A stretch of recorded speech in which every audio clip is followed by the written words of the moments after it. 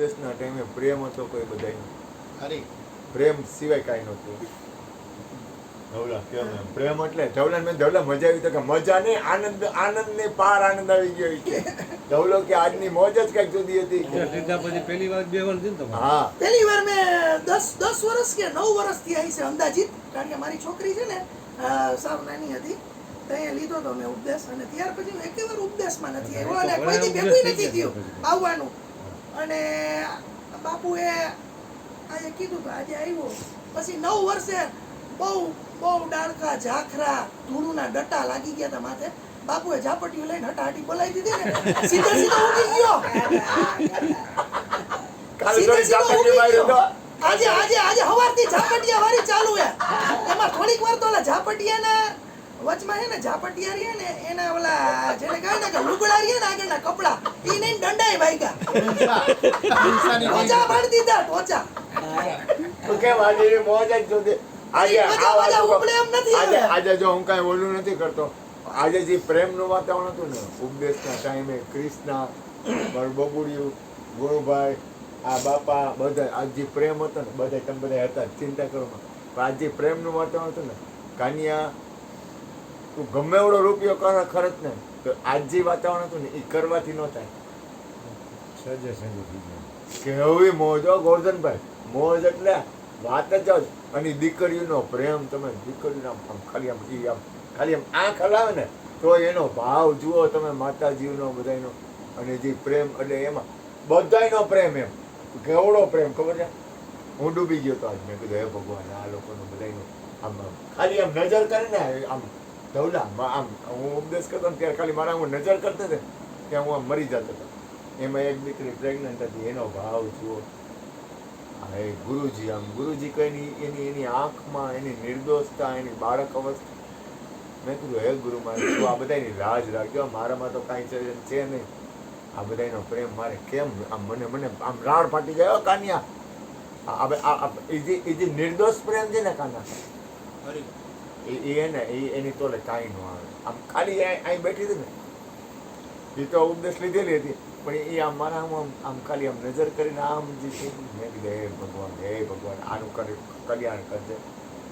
આપણે આમ જે આંખમાં છે ને નિર્દોષ પ્રેમ છે ને એ વસ્તુ એની આખી અલગ વસ્તુ હોય. એ તમે કરોડો રૂપિયા ખર્ચો ને કરોડો હું આખા તમે વેચાઈ જાઓ ને તો એ વસ્તુ ન બને. ઓલી બાજુમાં બેઠી હતી દીકરી, હા એ દીકરી અને બધાયનો ભાવ એમ ઓલા ભાઈનો.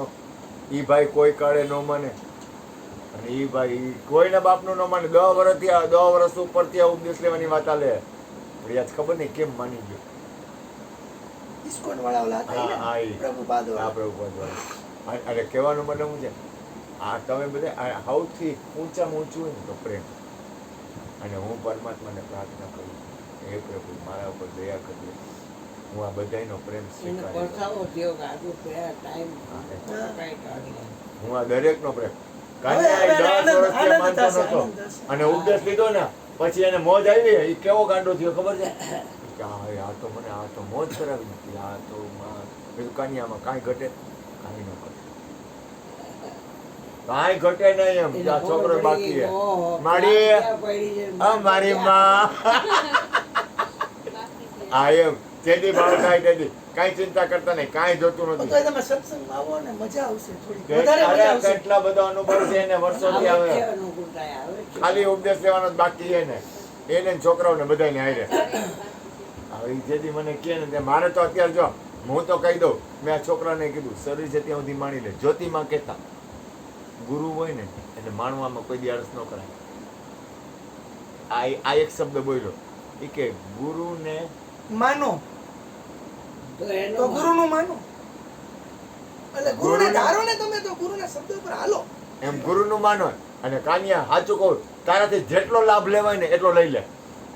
બધું મૂકી દે કાંઈ ઉપાધિ કરમાં પછી તારી પાસે બધું એ છે. આ શરીર નહીં હોય. હું આવીશ ગુરુ કૃપાથી તો પછી કાંઈ નહીં હોય. પછી તમારી પાસે કાંઈ નહીં હોય. આ મારો છોકરો મારી તોફાન કરે ને મને એમ કે 20 મૂક્યા હવે એનો પ્રેમ છે ને એ પ્રેમની પરાકાષ્ઠા છે. એવડો પ્રેમ કરે ને મને એટલે એ મને એ રીતે વર્તે. પ્રેમ છે ને એ વસ્તુ આખી અલગ છે. હું કૃષ્ણને તું કહી શકું. આ મારી હારે તોફાન ક્યારે કરે છે? એનો પ્રેમ છે એટલે તોફાન કરે છે. ઈ આ શક્તિનો જ પ્રેમ હો, માતૃત્વનો પ્રેમ હા, રહ્યો ને ઈ આવે. હા, આ છોકરો રહ્યો ને હામોય થઈ શકે તમારી, તો વિચાર તો કરો. તોય તમને કાંઈ નો થાય, કારણ કે નિસ્વાર્થ પ્રેમ છે. કારણ કે એને ઈ જો પ્રેમ છે ને, પ્રેમ કન્યા પ્રેમ વસ્તુ એને આખી અલગ છે. હું તો હું રાતને દી ભગવાનને પ્રાર્થના કરું. હું ફફડતો હોઉં. આ ગુણુભાઈ, આ મારી માં, આ મારી મારામાં આમ એમનેમ જોઈ લે ને, ભલે ને મારા મનો જોવે તો એ આમ કરીને ઈ આમ ખાલી જરાક જ આમ એક ખાલી ઝલક કરે ને કે હું મરી જાઉં. આ લોકોનું આ બધાને હું આ લોકોને હું દઉં એમ. મને એમ થાય કે આ લોકોને હું દઉં એમ. આ બાપભાઈ ભલે ને બાપભાઈનો પ્રેમ કેવડો. એ બાપભાઈને મેં એકવાર પૂછ્યું, તમારા બાપા બોલો ને હું જોઈ છે? મને કે તું જોઈ છે, તું મરી ગયા. મેં કીધું આડી નાખે આપણે મરી જાય. એટલે આ બધા છે ને, અને તમે ખાસ યાદ રાખજો, કાન્યા 1 સેકન્ડ બગાડમાં ભૂલ કરતો જ નહીં. જેટલો લાભ લેવાય ને એટલો લઈ લે, બીજું કાંઈ વિચાર કરતો નહીં. વિચાર કરીશ ને એટલે અટકી જઈશ. અને બહારના લોકો હોય ને, અથવા જેને એ વિચાર કરશે, વિચાર કરવામાં અટકી જાય. હંમેશા એ ન કરવું. જેટલો સદુપયોગ થાય ને એટલો ગુરુનો કરી લેવો. કારણ કે આ શ્વાસ છે ને એ તમારા જ છે. આ મારા શ્વાસ છે ને એ તમારા હે, એ મારા નથી. મારું આમાં કાંઈ છે જ નહીં. હું આ કૃષ્ણ બોલતો હોય તો હું દાંત કાઢતો. હું કામ કહું? એ જી બોલે ને મને વાલું લાગે.